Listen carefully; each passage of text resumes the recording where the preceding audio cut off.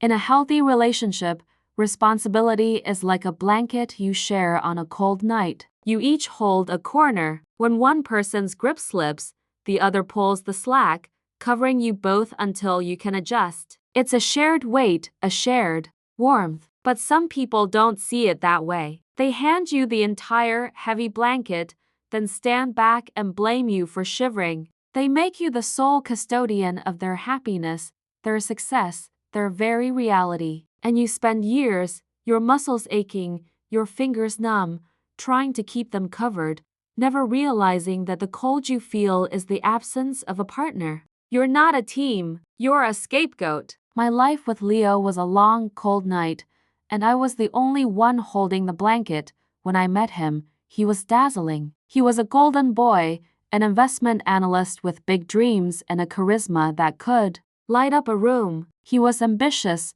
funny, and full of stories of his inevitable, glorious future. He wasn't arrogant. He was just certain of his own success. And he made me feel like I was a crucial part of that destiny. I was drawn to his confidence like a moth to a flame, never considering that a flame can also burn. Our first year together was wonderful. He was on an upward trajectory at his firm, and he was generous with his victories. Every success was our success. We killed it on that merger, babe, he'd say after a good quarter. Our hard work is paying off. He included me in his triumphs, and it made me feel like an essential part of his life. In the beginning, there were no failures, and without failure, there was no one to blame. The blame shifting started in such small, almost laughable ways that I dismissed it as a simple quirk. He was chronically late, a trait that contrasted sharply with his professional ambition. One evening, he was supposed to meet me for a dinner reservation at 7:30. He strolled in at 8:15, as I was sitting alone at the table, trying to look casual. He didn't apologize. He kissed me, sat down, and sighed. The traffic was unbelievable, he said. You know, you really should have reminded me this morning that they're doing construction on the interstate. I completely forgot. I just stared at him. You want me to start giving you a morning traffic report? I asked, half joking. It would help, he said, completely serious. You know my mind is on bigger things. I need my partner to handle the small details. He said it so smoothly, so reasonably, that I actually felt a flicker of guilt. It was an absurd, illogical leap, but he was the master of making his irresponsibility sound like my lack of support.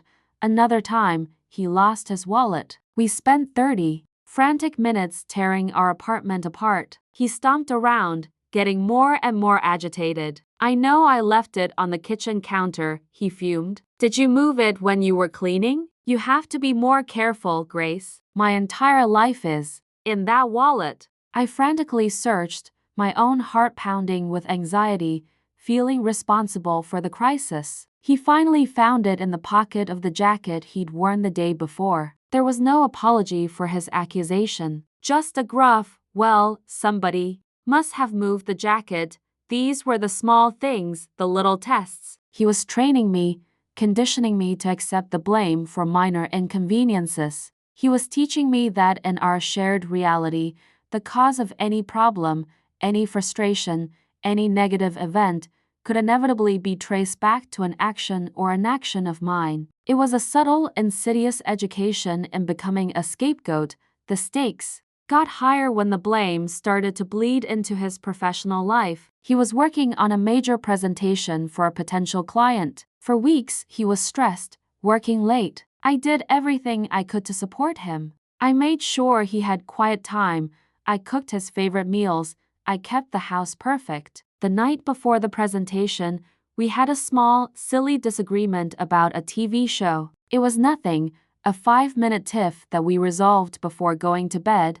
The next afternoon, he came home, his face a mask of thunder. He threw his briefcase on the floor. I blew it, he snarled. I completely blew the presentation. Oh my God, Leo, what happened? I asked, rushing to comfort him. He turned to me, his eyes cold with fury. What happened? You happened, Grace. I was up half the night, stewing about our stupid fight. I couldn't sleep. I was exhausted today. My head wasn't in the game. Because I was worried about us. I was distracted. I hope you're happy. I was speechless. A 5-minute disagreement about a fictional character on television had somehow become the sole reason for his professional failure. It was ludicrous, but he delivered the accusation with such conviction, such righteous anger, that a part of me flinched. A part of me wondered, did I upset him? Should I have just let it go? I found myself apologizing. I'm so sorry, Leo. I didn't realize it had affected you so much. I spent the rest of the evening comforting him, soothing his ego, accepting the blame for a failure that was entirely his. From that day on, I became the silent, unwilling co-owner of his career. If he had a bad day, it was because I had stressed him out that morning. If he lost a client, it was because I wasn't creating a serene enough home environment for him to focus. I started to feel a constant, low-grade anxiety, a feeling that I had to be perfect. My mood, my words, my actions, everything had to be perfectly managed to ensure that he could succeed. His career success was my responsibility, and his failures were my fault. The most devastating blow came a year later. He was up for a major promotion, one he had been working towards for years. He was competing against one other colleague. In the end, they gave the promotion to the other person. He was crushed. The rejection was a massive blow to his golden boy ego. He came home that night, and he didn't yell. He was quiet, which was so much worse. He sat on the couch, staring into space for a long time. I sat next to him, trying to offer silent support. Finally, he spoke, his voice flat and full of a chilling resentment. It's you, he said, not looking at me. It's because of you. What are you talking about? I whispered.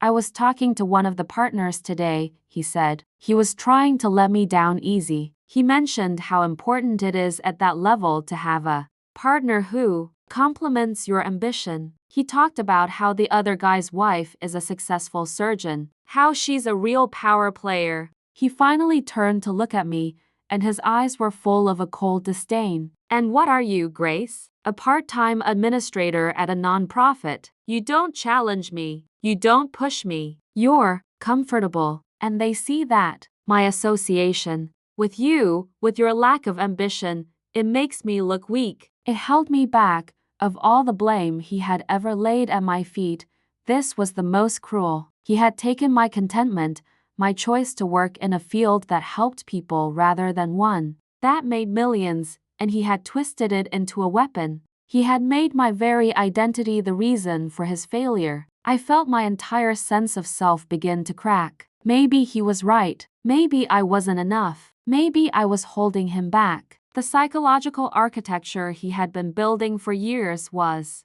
now complete. I was living inside it. I truly believed that his life's disappointments were my fault. The foundation of this prison was so strong that when he finally cheated on me, I almost believed that was my fault too. I found the texts by accident. He had left his phone on the charger in the living room. A message lit up the screen from a woman I didn't know. It was explicit, and it was clear it was not the first of its kind.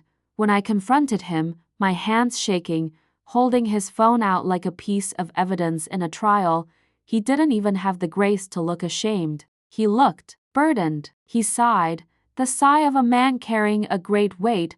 I knew this was going to happen, he said, shaking his head. I didn't want to do it, Grace. You have to believe me. You didn't want to do it? I asked, my voice incredulous. No, he said, his eyes filling with tears of self-pity. But you've been so distant lately, so cold. Ever since the promotion thing, you haven't been there for me. You shut me out. I was lonely. I was hurting. And she was just kind to me. You pushed me away. You pushed me to her. A man has needs, Grace. What was I supposed to do? And that was it. That was the moment the entire elaborate structure of blame finally collapsed on itself. It was so audacious, so patently absurd, that it broke the spell. Hearing him blame me for his own infidelity, for his own conscious choice to betray our Marriage was like a bucket of ice water to the face. I saw the pattern with a blinding, horrifying clarity. The traffic, the keys, the presentation, the promotion, the money, and now this. There was no mistake he could make, no failure he could experience that he would ever own. I started to laugh. It was a strange, broken, hysterical sound. Wow, I said, shaking my head. You are truly incredible, Leo. It's almost a superpower. What are you talking about? He asked, confused by my reaction. It wasn't me, I said, the laughter dying down, replaced by a cold, clear calm I hadn't felt in years. The keys weren't my fault. The promotion wasn't my fault. The bad investments weren't my fault. And this, I said, gesturing to the phone, this is not my fault. This is all you. Every single bit of it. And I am done. I am done being the scapegoat for a life you are not brave enough to live yourself. I didn't pack a bag. I just picked up my purse and my car keys, my own keys, and walked to the door. Where are you going? He called after me, a note of panic finally entering his voice. I turned to look at him one last time. This man I had loved, this stranger whose failures I had carried for so long. I'm going to go make my own mistakes, I said. And when I do, I'm going to own them. It's a concept you should look into. And I left. My healing wasn't about learning to forgive him. It was about learning to forgive myself for believing him. It was about reclaiming my own agency, my own story. It was about Ray learning that I am responsible for my own actions and my own happiness, and that is all. His life and his mistakes are his own to carry. A few weeks ago, I was cooking dinner in my own small apartment and I accidentally let the sauce burn. A plume of black smoke filled my kitchen. The fire alarm went off. The old me would have spiraled. My first thought being, oh no, what did I do wrong? Who can I blame? But instead, I just looked at the smoking pan and I started to laugh. A real, free, genuine laugh. I had made a mistake. It was my fault, and it didn't matter at all. I turned off the stove, opened a window, and ordered a pizza. And it was the most liberating meal I have ever had. The years after I left Leo were an exercise in reclamation. I had to reclaim my sense of self, my reality, and my right to be imperfect. The final, cathartic moment of burning dinner and laughing about it was not an end, but a beginning. It was the graduation ceremony from a brutal, decade-long education in the mechanics of blame. I had walked away from the wreckage, and my primary goal was to build a life on a foundation so solid, so fact-based, so entirely my own, that no one could ever make me doubt its structure again. I found my footing in the most unlikely of places, project management. It was a career that rewarded everything my old life had punished. It demanded meticulous documentation, clear communication, and absolute accountability. It was a world of facts, figures, and timelines, a world where blame had no place, only data. I was good at it. I found a job at a mid-sized tech company, and for 3 years I thrived. I built a reputation as the person who was organized, reliable, and unflappable. The woman who always kept the receipts, both literally and figuratively. The memory of Leo and his psychological gymnastics faded into a distant, academic case study. My peace was challenged when the company announced its biggest project to date. A complete overhaul of our primary software platform, codenamed Project Chimera. It was a high-stakes, high-pressure endeavor, and I was assigned as one of 2 project co-leads. I was thrilled until I found out who my partner was. His name was Daniel. Daniel was the Leo of the corporate world. He was a sales and marketing genius, a master of charismatic presentations and schmoozing clients. Upper management adored him. He was the ideas guy, the visionary. He was also notoriously slippery with details and had a reputation for leaving a trail of harried assistants and overpromised features in his wake. As we shook hands in our first kickoff meeting, I felt a faint, familiar chill. It was the same charming smile, the same confident energy that promised the world and took no responsibility for the atlas. I told myself I was being paranoid, that I couldn't let my past trauma color my professional judgment. For the first phase of the project, our dynamic worked. Daniel was the face of Chimera, dazzling the stakeholders with visions of what our new platform could be. I was the engine, the one behind the scenes, creating the real-world project plans, managing the budgets, and coordinating the engineering teams. I was the one translating his grand pronouncements into actionable tasks. The red flags, when they started appearing, were so familiar it was like Ray reading a book I hated. It began with small things. Daniel would miss a crucial deadline for providing specs. When I'd follow up, he'd deflect with charming self-deprecation. "Oh, Grace, you know me, head in the clouds. You're the one who keeps me grounded. I'd be lost without you." He was framing his irresponsibility as a lovable quirk and my diligence as a service to him. Then came the budget issues. He would take a potential client out for an obscenely expensive dinner, far exceeding the hospitality budget, and submit the expense without discussion. When I'd bring it up in our one-on-one meetings, he'd wave it away. "It's an investment, Grace. You have to spend money to make money. Don't worry about the small stuff. I'm playing the long game here." He made my fiscal responsibilities seem like small-minded worrying. The old me would have been flustered, anxious. I would have worked weekends to try and make up for his shortfalls. I would have tweaked the budget to cover his overspending. I would have accepted the blame implicitly to keep the peace. But I was not the old Grace. After that first budget conversation, I went back to my desk and started a new document, a private one. I called it the ledger. In it, I began to meticulously document everything. Every missed deadline was logged with a date and a screenshot of my follow-up email. Every budget overrun was noted with a copy of the receipt and the project code it was billed to. Every verbal promise he made in a meeting, I would follow up with an email.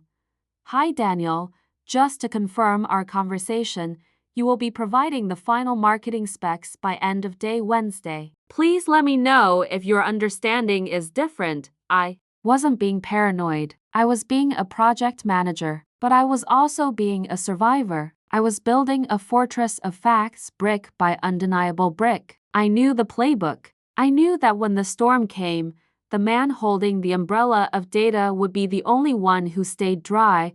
The storm arrived on a Tuesday afternoon. Daniel, high on his own charisma after a meeting with our biggest client, had promised them a major new feature. A feature that was not in our project scope, was not budgeted for, and which I knew from talking to my lead engineer was technically impossible to deliver in the promised timeline. He had done it to close a deal and make himself look like a hero. I found out when the triumphant email from the client landed in my inbox, ceasing all of upper management, praising Daniel's visionary and agile leadership. I walked straight to Daniel's office and closed the door. "What have you done?" I asked, my voice dangerously calm. He was still buzzing from his victory. "I saved the account." They were waffling, and I gave them something to get excited about. "It's a huge win." "It's a huge liability," I countered. "The engineering team says it will take 6 months, not 2. And it will cost $250,000 we don't have." "You promised something we can't deliver." His charming smile finally faded, replaced by a familiar, cold defensiveness. "We'll make it work. We'll just have to push the team harder." Then he looked at me and delivered the line I had been waiting for. "Frankly, Grace, this is on you too. You should have been in that meeting with me to manage expectations. Your job is to handle the operational details. If you can't keep up with the vision, maybe you're not the right person for this project."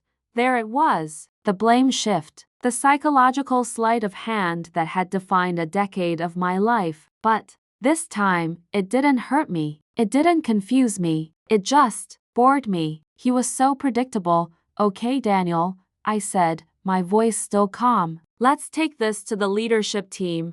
The come to Jesus meeting was scheduled for the next morning. I knew what he was going to do. He was going to paint me as the rigid, negative, uninspired bureaucrat who was stifling his brilliant vision. He was going to try and make this my fault, I stayed up all night, not panicking, but preparing. I didn't build an argument. I built a case. I took my ledger and I turned it into a simple, clear, and utterly irrefutable presentation.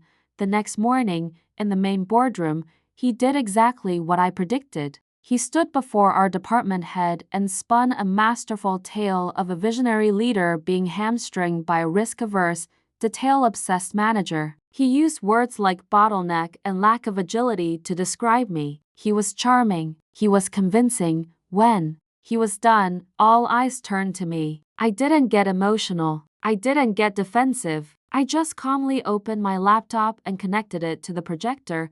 I agree that Project Chimera is facing a crisis, I began. But I believe that to solve a problem, we must first accurately identify its source, and then I showed them my ledger. I presented a simple, factual timeline. On this date, Daniel was given the budget, which he approved. A slide showed his email confirmation. On these dates, he exceeded the hospitality budget by this much.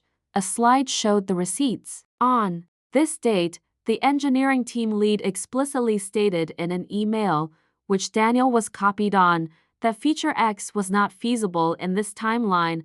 A slide showed the email. I raised this risk in our one-on-one meeting on this date. A slide showed my follow-up email summarizing our conversation. I presented fact after fact, a calm, clear, and emotionless trail of data. I never once said the words, "he did this" or "he lied." I just said, "This is the data."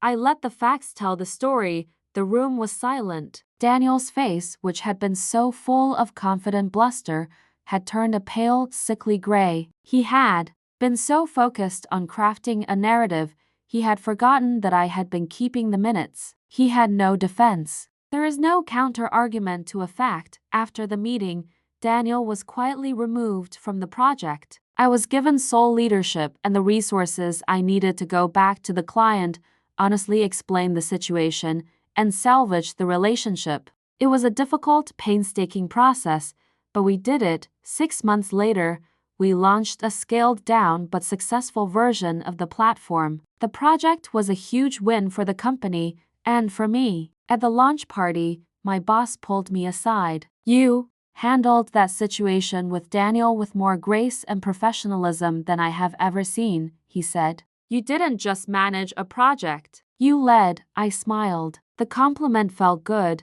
but my real victory was a quieter one. It was the knowledge that I had faced a ghost from my past and had not even flinched. The world will always have its Leos and its Daniels, men who are allergic to accountability. But I was no longer the person who would clean up their messes or carry their blame. My painful past had given me an unexpected gift, an armor of meticulous truth. It had taught me that the best response to a gaslighter is a well-documented reality.